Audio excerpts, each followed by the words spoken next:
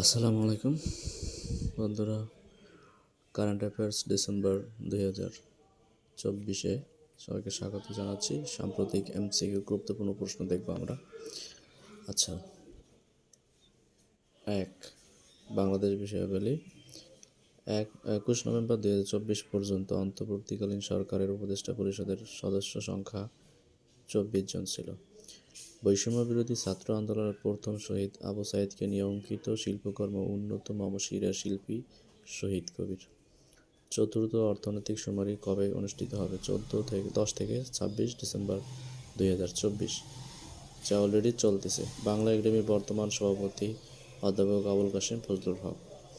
দেশের বৃহত্তম অর্থনৈতিক অঞ্চলের বর্তমান নাম জাতীয় বিশেষ অর্থনৈতিক অঞ্চল। স্থানীয় সরকার সংস্কার কমিশনের প্রধান অধ্যাপক তোফায়েল আহমেদ।